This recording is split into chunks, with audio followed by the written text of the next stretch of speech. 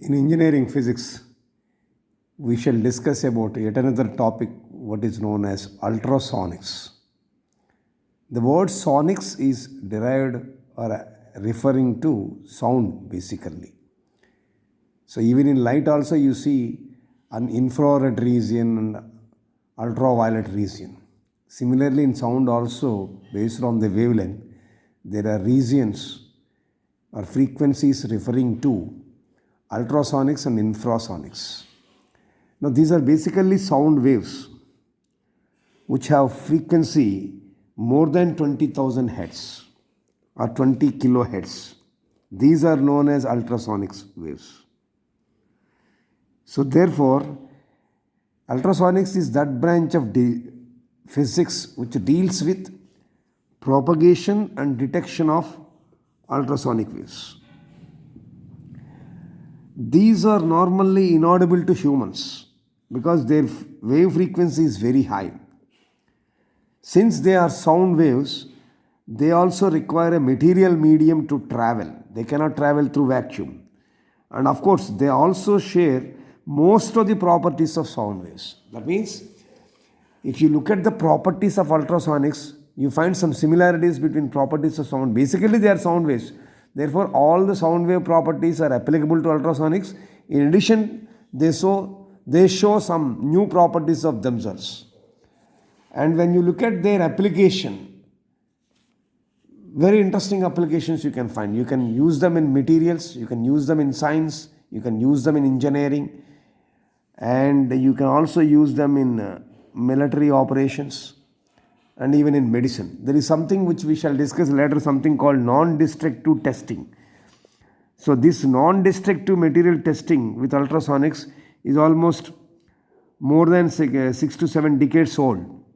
From the very first examination, using ultrasonics oscillations for detection of flaws in different materials, it has become a very classical test method based on measurements with due regard to all important influencing factors. Today, it is expected that ultrasonic testing, supported by great advances in instrument technology, give reproducible test results with narrow tolerances. This assumes exact knowledge of influencing factors and the ability to apply these in testing technology. So they have very great impact in various fields of applications. Since ultrasonic waves are basically sound waves, when it comes to propagation, wave propagation, there are basically two types of wave motions which are familiar to us. In electromagnetic radiation, if you say light, you use the word called transverse motion. Here you are using the word longitudinal motion. So when the vibration of medium particles vibrate perpendicular to the direction of propagation of wave, they are known as transverse waves or transverse wave motion. And when the vibrations of medium particles vibrate along the direction of propagation of waves, that is parallel to the direction of propagation waves, they are known as longitudinal wave motion or longitudinal waves. Now generally when a wave is moving, that wave motion transport energy but not matter with it. From one place to another, when a wave is moving, it generally transports energy. For example, electromagnetic waves are transverse in nature, whereas sound waves are longitudinal in nature. So when you talk about longitudinal waves, again you can look at them in a different way. You can segregate them into three categories. Longitudinal waves can be categorized as audible waves, ultrasonic waves, and infrasonic waves. What does this audible waves mean? That means the sound waves having their frequency lying between 20 hertz to 20 kilohertz, that is 20 to 20,000 hertz, which are heard by human beings, that can be heard by human beings. They are called audible waves. That means the sound waves whose frequency is lying between 20 to 20,000 hertz, they can be heard by human beings and they are called audible waves. When you talk about infrasonic waves, these are sound waves having a frequency less than 20 hertz, that is below 20 hertz. These are called infrasonic waves. Now, ultrasonic is therefore in between. Ultrasonic waves are those sound waves whose frequency is higher than 20 kilohertz. These are called ultrasonics. The term ultrasonic deals with elastic or stress waves or acoustic waves. Animals like dogs, birds, bats, which are sensitive to these waves. So the lower limit of frequency for ultrasonic wave is 20,000 hertz, but they travel in air with a velocity of approximately 345 meters per second. So at a normal room temperature of 25 or 27 degrees centigrade, with velocity of sound as 345 meters per second in air, the wavelength of ultrasonic waves can be measured like this. Wavelength is velocity by frequency, that is 345 by 20,000 hertz, that is approximately 1.8 centimeters. For higher frequency limit, let us say approximately 1 megahertz, the wavelength is found to be 0.35 centimeters. Now, for such a small wavelength, ultrasonic waves will have a greater penetration power. They can penetrate it through many of the objects. So that is the capacity of ultrasonic waves. Now let us look at, with this background, what are various properties of ultrasonics. So when you look at properties, these ultrasonic waves are high frequency waves that have a heating effect. They also have a smaller wavelength than all other waves, and therefore they form stationary wave pattern when passing through the liquids. Ultrasonic waves have constant velocity in homogeneous medium. There are many modes of vibrations are available here. They got high resolution. That is the reason why they are used in flaw detection in materials. Defects in materials can be understood. So they possess high energy. Ultrasonic waves exhibit all properties of sound waves like reflection, refraction, and absorption. Ultrasonic waves can be transmitted over long distances with extremely low loss of energy. Ultrasonic waves produce heating effect while passing in the material. The speed of propagation of these ultrasonic waves depends on the frequency. The velocity of ultrasonics increases with increase in frequency. Ultrasonic waves used to form bubbles when they pass through liquids. Ultrasonic waves undergo reflection whenever there is a change in the material. Since they are a part of sound waves, they cannot travel through vacuum. So ultrasonic waves travel with the speed of sound in a given medium. Ultrasonic waves produce cavitations effect when they pass through some solids. And this cavitation effect is used in decreasing, clearing, and soldering of aluminium. So cavitation effect of ultrasonic waves is used in decreasing, clearing, and soldering aluminium materials. That is very important to be understood in solids.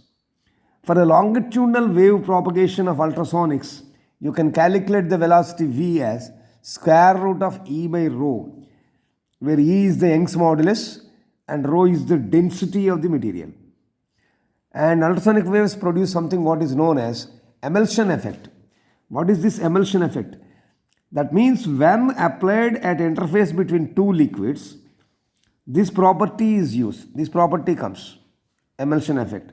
This property is used in mixing two immiscible liquids like water and mercury. This effect in preparation of cosmetics, paints, etc. Emulsion effect is used in cosmetics and paints preparation. Ultrasonic waves show very negligible diffraction because of their small wavelength. Therefore, they can travel over long distances without any loss of energy. So the velocity of ultrasonic waves depend on the temperature of the medium through which the wave propagates. Ultrasonic waves can be propagated through elastic bodies like liquids, solids, gases, and vapor also.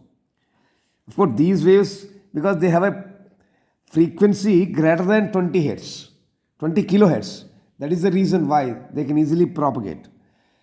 Now, how these ultrasonic waves are produced, that is what is to be understood now.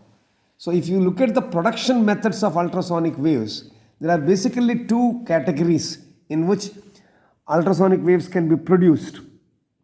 One is called magnetostriction method, The another one is which is popularly known as piezoelectric method. So let us understand each of them separately. What is the principle involved? What is the construction involved? What is the working principle process? And what are its advantages and disadvantages one after the other? So what is this first method of production of ultrasonics? What is known as magnetostriction method.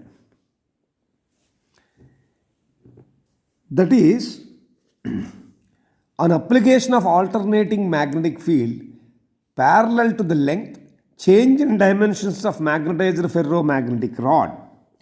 That means the change in the dimensions of a magnetic ferromagnetic rod made of something like iron or nickel on applying alternating magnetic field parallel to the length, dimensions differ. That method is what is known as magnetostriction method. Now, what is the principle involved in this? Let us see. Let us see the principle involved in magnetostriction method. When you apply cyclic magnetic fields to a magnetic material, it undergoes expansion and contraction, because of which ultrasonic vibration takes place. Whenever cyclic magnetic fields are applied to a magnetic material, that material undergoes expansion and contraction, leading to generation of ultrasonic vibrations. This phenomenon is what is called magnetostriction method. The change in length, either increase or decrease, produced in the magnetic rod. Here we are taking magnetized ferromagnetic rod. I told you it is made of either iron or nickel. So the change in the length produced in the rod depends on the strength of the magnetic field, the nature of the materials, and it is independent of the direction of the magnetic field. So therefore, because of application of cyclic magnetic fields on the magnetic material, that expansion and contraction is taking place. That dimensions are getting changed, either increase or decrease. So therefore, the change is depending on what? The strength of the field you are applying and the nature of the material you are using. But it's not depending on the direction of the field you are applying. Okay. How do we construct this? So look at this construction. So this XY is nothing but a rod of ferromagnetic material like iron or nickel. This rod is clamped in the middle. So two inductive coils are taken. L1 and L2 are coils. Alternating magnetic field is generated by electronic oscillator. Coil L1, let us say, is wound on the right hand portion of the rod along with a variable capacitor. C is the variable capacitor. So the coil L1 is wound on the right hand portion of the rod along with a variable capacitor. So therefore, this forms what is called the resonant circuit of the collector tuned oscillator. Frequency of oscillation is controlled by the variable capacitor. The other coil L2, it is wound on the left hand portion of the rod and it is connected to the base circuit. Therefore, L2 acts as a feedback loop. Understood? So let me recap again. This is the schematic representation of magnetostriction method of producing ultrasonic waves. Here in this diagram, XY is a ferromagnetic rod or ferromagnetic rod made of ferromagnetic material like iron or nickel. Rod is clamped in the middle. Alternating magnetic field is generated by the electronic oscillator. There are two coils used, L1 and L2. L1 is wound on the right hand portion of the rod along with a variable capacitor C. So therefore, this forms the resonant circuit of the collector tuned oscillator. Frequency of oscillator is controlled by the variable capacitor. The other coil L2 is wound on the left hand portion of the rod and it is connected to the base circuit. Therefore, coil L2 acts as a feedback loop. So therefore, once it oscillates from either side of this rod, ultrasonic waves are produced. And this is connected to a high tension battery, of course. This is high tension battery. This is grounded. Okay. To measure the current, you have a milliammeter attached. Understood the construction of this circuit or not? Now let us see how it works. So when you switch on the high tension battery, the collector circuit starts oscillating. When it starts oscillating, it oscillates with a frequency. Frequency can be referred through nu or f as 1 by 2 pi root L1 LC. So you have to recollect your basic undergraduate level understanding of electricity with regard to capacitors and frequencies of oscillation. From there this formula has come. F is equal to 1 by 2 pi root L1C. That means this alternating current flowing through the coil L1, it produces alternating magnetic field along the length of the rod. The result is the rod starts vibrating due to magnetorestrictive effect. When the high tension battery is switched on, the collector circuit oscillates with a frequency equivalent to 1 by 2 pi root L1C. Because of this alternating current flowing through the coil L1, it produces an alternating magnetic field along the length of the rod. The result is that the rod starts vibrating due to magnetorestrictive effect. So therefore, frequency of vibration of the rod naturally becomes 1 by 2L into square root of y by rho. Here L is the length of the rod, y is the Young's modulus of the rod material, and rho is the density of the rod material. Now when in this situation, if you can adjust the capacitor in such a way such that the frequency of oscillator circuit is equal to the natural frequency of the rod, then resonance can happen. You have two frequencies, na? One is F equal to 1 by 2 pi root L1C, which is coming because of the oscillation of the collector circuit once you switch on the high tension battery, and because of that current, alternating magnetic field is produced in the rod, and rod started vibrating with its own natural frequency, but that is 1 by 2L into square root of y by e. So by adjusting the capacitor such that these two frequencies are equal, when two frequencies are equal, what will happen? Resonance takes place. No? Now the rod vibrates longitudinally with maximum amplitudes, and therefore it generates ultrasonic waves of high frequency from its ends. So the moment resonance comes, the rod starts vibrating longitudinally and goes to maximum amplitude.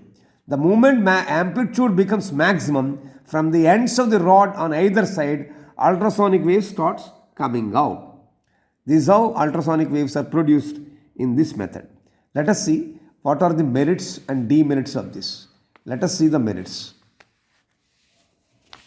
In this process, the design of this oscillator is very simple, and therefore its production cost is also very low. At low ultrasonic frequencies, the large output power can be produced without any risk of damaging the oscillatory circuit. That is the biggest advantage in this magnetorestrictive effect, or what we call as magnetorestriction method. This is how you can understand the advantages of this method. At the same time, you have little bit disadvantage also. So what are those demerits? Waves produced like this, ultrasonic wave produced like this, because they have a low upper frequency limit, and therefore they cannot generate ultrasonic frequency above 3000 kilohertz. That means about 3 megahertz. So frequency of oscillation depends on the temperature. So there will be losses of energy due to hysteresis and eddy currents. You have magnetic field coming into picture now, therefore there is a possibility of presence of hysteresis as well as eddy currents. So these are some of the demerits in this system. So there is another method what is called as piezoelectric method or piezoelectric generation. It was actually derived by a scientist namely Langevin. He derived a method for producing ultrasonic waves using piezoelectric effect in early 19th century, that is around 1917. Langevin used Hartley oscillator circuit in order to produce necessary alternating potential difference. So it uses the inverse piezoelectric effect law. What is that? Let us see. In this method, mechanical pressure is applied to one of the pair of opposite faces of some crystals like quartz. That means if mechanical pressure is applied to one pair of opposite faces of crystals like quartz, naturally equal and opposite electric charges appear across its other faces. And this effect is what is known as piezoelectric effect. I am repeating. Whenever mechanical pressure is applied to one pair of opposite faces of a crystal like quartz, equal and opposite electric charges appear across its other face. And that effect is what is known as piezoelectric effect. Even converse of piezoelectric effect is also true. See, when you are applying mechanical pressure, you are getting electrical field. Na? Instead, if you apply electric field, mechanical pressure also can be felt. That is what he means by saying converse is also true. That means if an electric field is applied to one pair of faces, corresponding changes in the dimension of other pair of faces of a crystal are also produced. That is quite converse of this. In this case, when you are applying mechanical pressures to one of the pairs, to the opposite faces of the crystals, then opposite, equal and opposite charges are appearing across the other face. On the contrary, if you apply an electric field to one pair of faces, the corresponding changes you can observe in the dimensions of other pair of faces of the crystal. That means this effect is what is therefore known as inverse electric effect. That is what we mean by saying converse is also true. So if you apply mechanical pressure, electric field effect can be seen. On the contrary, if you apply electric field, then you can see change in the dimensions which mechanical pressure can be felt. In that sense, it is what is known as inverse electric effect. Let us understand the circuit diagram in the construction of this. This is how the circuit diagram of piezoelectric generator looks like this. When I say generator, there are two transformers. This is the primary transformer. This is a secondary transformer. So A and B are basically two metal plates. Between them you are putting your quartz crystal. This is the quartz crystal. A and B are metallic plates. These metallic plates are connected to the L3. L3 is the primary of a coil is connected to the primary of a transformer, which is inductively coupled to the electronic oscillator. That means the electronic oscillator circuit is a base tuned oscillator circuit. Now other coils L2 and L1. These coils L1 and L2 here of oscillator circuit are taken from secondary of transformer. So this is the transformer. This is the primary of a transformer. This is the secondary of a transformer. So these are connected to this. L1 and L2 of oscillator circuit are taken from the secondary of a transformer. The collector L2, the collector coil L2, it is inductively coupled to the base coil L1. The coil L1 along with the variable capacitor C1, they together form something what is known as tank circuit of the oscillator.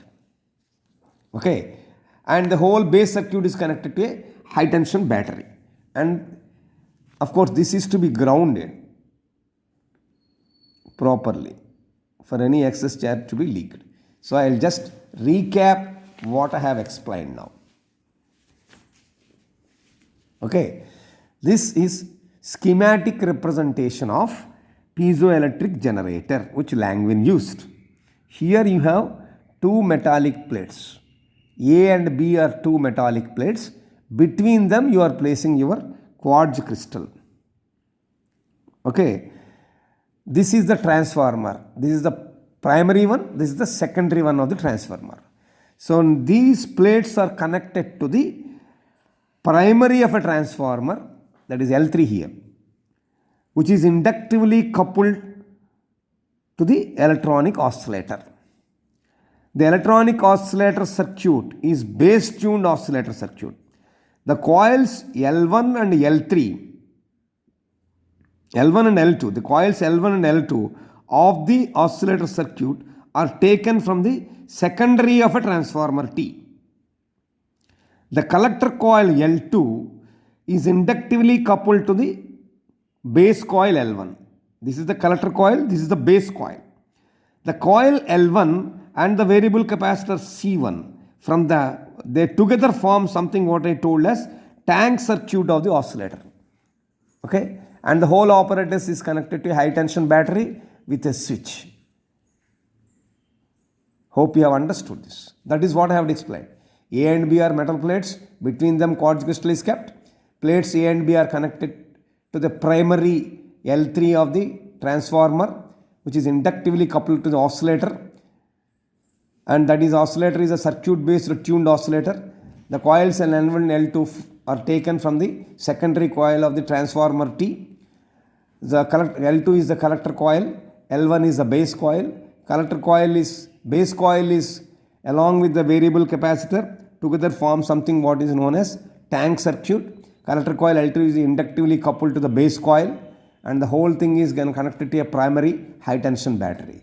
This is the constructive analysis of piezoelectric generator. Let us see how it works. So when you switch on the high tension battery, the oscillator produces high frequency. Therefore, alternating voltage will come with high frequency, which is represented as mu or F is equal to 1 by 2 pi root L1 C1. So due to the transformer action, an oscillatory electromotive force, that is EMF, PD. So due to the transformer action, an oscillatory PD is induced into the coil L3. So this high frequency alternating voltage is fed to the plates both A and B. So inverse piezoelectric field effect takes place, and the crystal contracts and expands alternatively. That means the crystal is set into mechanical vibration.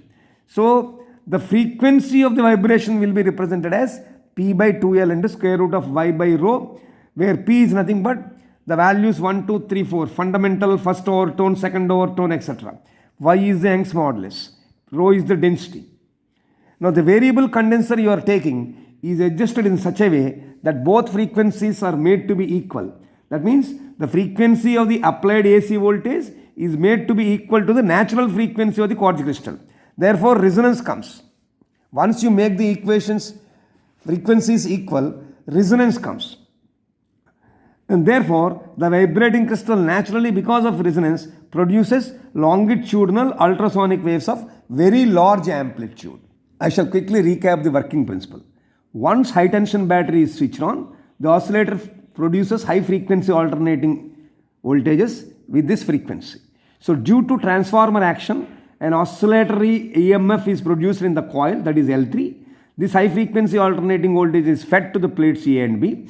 Inverse piezoelectric effect takes place, and the crystal contracts and expands alternatively. That means crystal is set into mechanical vibration. The frequency of mechanical vibration is represented like this.